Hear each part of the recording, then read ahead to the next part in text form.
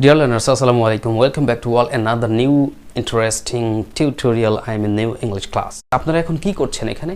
এখন কি করতেছেন? ভিডিওটা দেখছেন না? আপনারা কি হয়তো বলবেন মনে মনে, হ্যাঁ তাই তো ভিডিওটা দেখছি। এবার আপনি বললেন যে আমি ভিডিওটি দেখছি। Take a look please. আমি ভিডিওটি প্লিজ টানাটানি করবেন না, পুরো ক্লাসটাই দেখুন, অনেক কাজে লাগবে ইনশাআল্লাহ এবং ধারণাটা পরিষ্কার হবে। আমি ভিডিওটি দেখছি।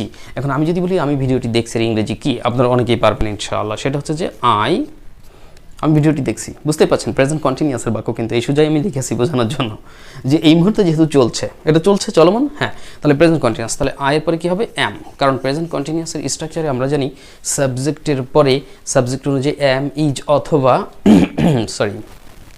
এম ইজ অথবা আর ব্যবহার করতে হয়। তো আপনি আয়ের পরে কি দিবেন? এম দিলেন। ওকে, এবার আপনি বলতেছেন যে আই অ্যাম দেখা ইংরেজি কি? ভিডিও দেখা, স্ক্রিনে দেখা, লক্ষ্য করে দেখা, এগুলোর ক্ষেত্রে ওয়াচ হয়, রাইট? ওয়াচ। তাহলে আপনি বলবেন যে আই অ্যাম, ওয়াচের সাথে আবার কি করতে হবে? আইএনজি যোগ করতে হবে। আই অ্যাম ওয়াচিং, এই যে, তাহলে আমি ভিডিওটা দেখছি, আই এম ওয়াচিং। এখন কোনটুকু হয়েছে? শুধু আমি দেখছি হয়েছে, ভিডিওটি বাদ আছে। The video, I am watching the video. ধরুন এই বাক্য গেল, আমি ভিডিওটি দেখছি, I am watching the video, I am watching the video. Okay, এখানে আপনারা দেখলেন যে এম আছে, ভার্বের সাথে আইএনজি আছে। Okay fine. এইবার এই প্রেজেন্ট পারফেক্ট কন্টিনিউয়াসে যদি আমি এই বাক্যটা বাংলাতে আগে বলতে চাই, বাংলাতে, ইংরেজিতে না, বাংলা দিয়ে ইংরেজি বুঝবেন। যদি আপনি প্রেজেন্ট পারফেক্ট কন্টিনিউয়াস টেন্সে এই বাংলাটি বলতে চান, তাহলে আপনি কি বলতে হবে? যে কোনো ধরনের একটা সময় উল্লেখ করে দেন, সময় জুড়ে দেন যে কতক্ষণ ধরে কাজটা হচ্ছে বা ইত্যাদি ইত্যাদি। Very simple. আমি ভিডিওটি দেখছি যদি বলি 10 মিনিট ধরে, হয় না? হয়। তাহলে আমি ভিডিওটি দেখছি 10 মিনিট ধরে, আমি এই বাক্যটার উদাহরণ এখানে নিচেই দিয়ে দিই, তাহলে ভালো হবে। 2 নম্বর, মনে করেন এটা 1। এবার আমি লিখব প্রেজেন্ট পারফেক্ট কন্টিনিউয়াস, যে আমি ভিডিওটি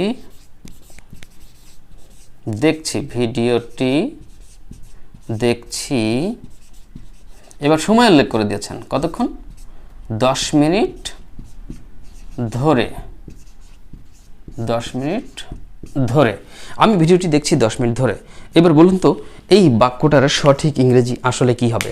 আচ্ছা, সঠিক ইংরেজিটা বলার আগে আপনাদের সবাইকে মেসেজ দিতে চাই, ডিয়ার লার্নার্স, যারা খুব সহজে ইংলিশ শিখতে চাচ্ছেন, ইংলিশ নিয়ে চিন্তিত, তাদেরকে বলবো চিন্তার কোনো কারণ নাই, কোথাও যাওয়ার প্রয়োজন নাই। কোনো কোর্সে আপাতত ভর্তি হতে চাচ্ছেন বা চিন্তায় রয়েছেন, দরকার নাই। আপনি বাসায় বসে নিজে নিজে ইংরেজি শিখতে পারবেন। প্রশ্ন করতে পারেন নতুন ভিউয়ার্স যারা আছেন, যারা পুরাতন তারা তো জানেন টেকনিক সিস্টেম। নতুন ভিউয়ার্সদের প্রশ্ন থাকতে পারে কিভাবে আমরা শিখতে পারি। হ্যাঁ, as a teacher I want to suggest to all of you, আপনাদের সবাইকে পরামর্শ দিতে চাই, যারা বাড়িতে বসে খুব সহজে ইংরেজি শিখতে চাচ্ছেন, তারা আমাদের স্পোকেন ইংলিশের বইয়ের একটি কপি সংগ্রহ করবেন। এই বইটা বাইরে পাওয়া যায় না, এটা আমাদের কাছ থেকে সংগ্রহ করতে হয়। তো যারা সত্যি সহজে ইংরেজি শিখতে চাচ্ছেন, নিশ্চিন্তে নিঃসন্দেহে বইয়ের একটি কপি সংগ্রহ করবেন, একটু কষ্ট করে হলেও, কারণ হতে পারে যে এটা আপনার লাইফকেও চেঞ্জ করে দিতে পারে আল্লাহর ইচ্ছা ইনশাআল্লাহ। সো আপনি কি করবেন? এই বইটি সংগ্রহ করার পর এই বইটির লেসনের ভিডিও ক্লাসগুলো আমাদের ইউটিউব চ্যানেল থেকে সিরিয়াল অনুযায়ী, সিরিয়াল তো বোঝেন, সিরিয়াল ফলো করবেন, এলোমেলো করলে হবে না। সিরিয়াল ফলো করে লেসন 1, লেসন 2, লেসন 3, লেসন 4 এইভাবে কিন্তু ক্লাস সাজানো আছে, আপনি দেখলে পাবেন। সো এই বইটা সংগ্রহ করে প্রত্যেকটা লেসনের ভিডিও ক্লাসগুলো আপনারা আমাদের বই থেকে সিরিয়াল অনুযায়ী প্র্যাকটিস করবেন বাসায় বসে, এবং প্রত্যেকটা ক্লাস দেখবেন যে খুব সহজে বুঝতে পারছেন ইনশাআল্লাহ, আমার বিশ্বাস পারবেন। ঠিক আছে? তো আপনারা এই ভিডিও ক্লাসগুলো দেখে ফুল কোর্স বাসায় কমপ্লিট করবেন, কারণ এটা ফুল কোর্সের বই, ফুল স্পোকেন ইংলিশের বই। তাই যাদের প্রয়োজন তারা নক করুন, দ্রুতগতিতে বই সংগ্রহ করে বাসায় বসে আপনার কোর্স শুরু করে দিন। যেখানে যে লেসন বুঝতে সমস্যা হয়, ইমো হোয়াটসঅ্যাপে টেক্সট করুন অথবা মেল করুন, আই উইল হেল্প ইউ ইনশাআল্লাহ, কোনো সমস্যা নাই। সো নিঃসন্দেহে আপনি নিতে পারেন। তো এখন যেটা বলতেছিলাম যে এই বাক্যটার ইংরেজি কি হবে, তাই না?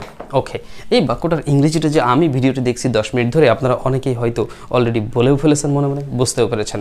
সেটা হচ্ছে যে আই সাবজেক্ট দিলাম, যেহেতু আমি দেখছি, কিন্তু আপনি বুঝতে পেরেছেন যে এখানে পার্থক্যটা কি দাঁড়াচ্ছে, যে আমি ভিডিওটা দেখছি এর আগে ছিল প্রেজেন্ট কন্টিনিউয়াস, আর আমি ভিডিওটা দেখছি শুধুমাত্র অতিরিক্ত যোগ করেছি 10 মিনিট ধরে, তখনই হয়ে গেছে প্রেজেন্ট পারফেক্ট কন্টিনিউয়াস।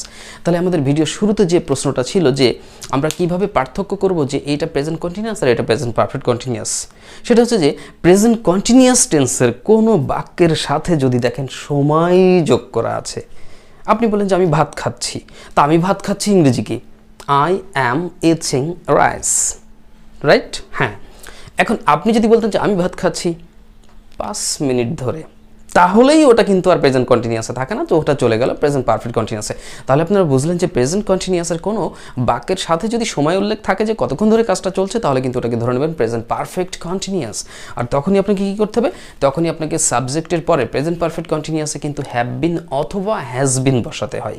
কি হবে? হ্যাভ বিন অথবা হ্যাজ বিন বসাতে হবে।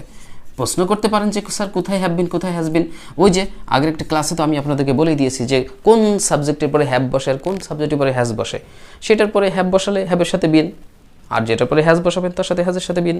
ওকে, আমি বলেছিলাম যে থার্ড পারসন সিঙ্গুলার নাম্বার যদি হয় সাবজেক্টটা, হি শি কারোর নাম এরকম যদি হয় থার্ড পারসন সিঙ্গুলার, তো সেই ক্ষেত্রে আপনারা হ্যাজ ইউজ করবেন, তখন হ্যাজ বিন।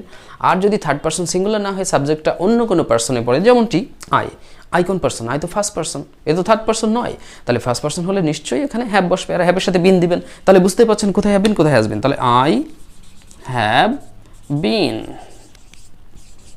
এখন যেহেতু দুইটাই কী ধরনের টেন্স, দুইটাই কিন্তু কন্টিনিউয়াস। একটা বলছিলাম পূর্বে যে প্রেজেন্ট কন্টিনিউয়াস, আর একটা এখন যে আলোচনা করতেছি সেটা হচ্ছে প্রেজেন্ট পারফেক্ট কন্টিনিউয়াস, কিন্তু দুটোই কিন্তু কন্টিনিউয়াস। এই কথাটা তো মিল আছে, কমন আছে, তাই না? সো কন্টিনিউয়াস যেহেতু, তাই আপনাকে ভার্বের সাথে অবশ্যই কী যোগ করতে হবে? মেন ভার্বের সাথে আইএনজি যোগ করতে হবে। তাহলে আই হ্যাভ বিন ওয়াচিং।